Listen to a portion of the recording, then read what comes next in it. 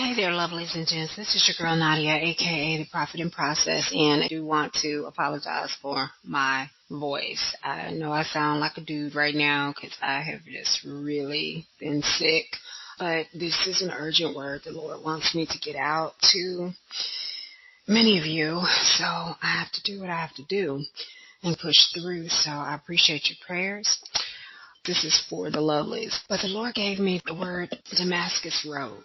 And for those of you who are not familiar with the story of the Damascus Road in the Bible, it's speaking of Paul. And this is basically his conversion story. And this is kind of what your God-ordained spouse is going through.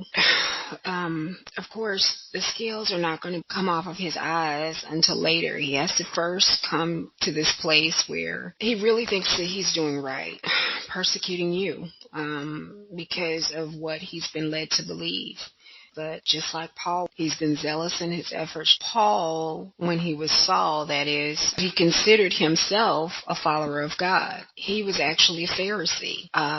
But in reality, he was completely wrong. He persecuted Christians. But the Lord has shown you that this young man is your God-ordained spouse. In all honesty, you did what you thought that you were supposed to do according to what God advised you. And then, in some cases you may not have done exactly what God advised you, just like me, because some of the stuff I think I just was trying to stick and stay so that I would prove myself right because of my history of trauma. You just feel like you gotta prove yourself. And that's what God doesn't want you to do, because God is letting you know that Jesus is coming to this gentleman himself to set the record straight for you, because he thought that he was able to see you for who you really are. He was completely wrong, just like Paul wasn't able to see Christ for who he really is initially.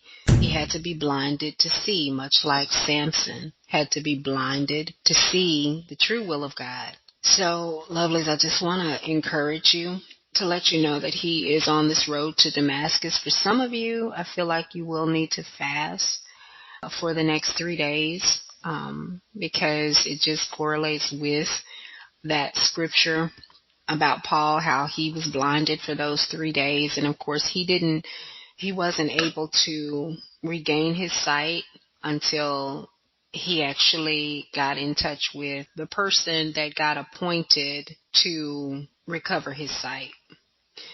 And of course, if you read the scripture, which I will put it in the description, the one that he that he ended up going to recover his sight, that person wasn't really on board initially. Of course, they were obedient to God's voice, but they were like, okay, this dude persecutes us. Are you serious? I'm supposed to help this person. And for some of you under the sound of my voice, maybe you have experienced the situation like me. Like, I really have been fighting this thing for a long time because I knew that the Lord called me to help this man. And the way that he treated me, it made me really not like him as a person. It made me really almost hate this dude, because by all accounts, he insulted my integrity. He wasn't the same person that I'd watched, that I'd originally come to like and care about. It seems like the moment that I started really caring about him, that's when he flipped the switch. But I've stated already that is largely due to witchcraft. I almost said witchcraft infection, and I guess that is exactly what it is, an infection. Well, actually, the only reason that it was able to take root in the first place is because of an open door to sin. The good thing is, the Lord has been working on this individual, or working on his story behind the scenes, unbeknownst to you. But it's your job just to trust the Lord and to do exactly what the Lord has told you to do, whether that's to fast or to eat. For some of you, it's time to eat, and not just eat food, but to eat his word. Now, I know traditionally when you fast, the objective is that you fast from food and you pray in the interim. However, what the Lord has shown me is that a lot of you have been fasting, and it's gotten to a point where it's just kind of a religious duty. And that's not what is calling for you to do at this point. I believe it's in Nehemiah. I have to confirm it, but gosh, the joy of the Lord is your strength. I'm not absolutely sure. I will check that. I'm just kind of in a bit of a brain fog right now because I'm not feeling my best. However, some of you might not be feeling your best as well because of just everything that's transpired, and you just feel like you want to give up on this gentleman completely. Just understand that just as Christ didn't give up on Paul, God doesn't want you to give up on this gentleman.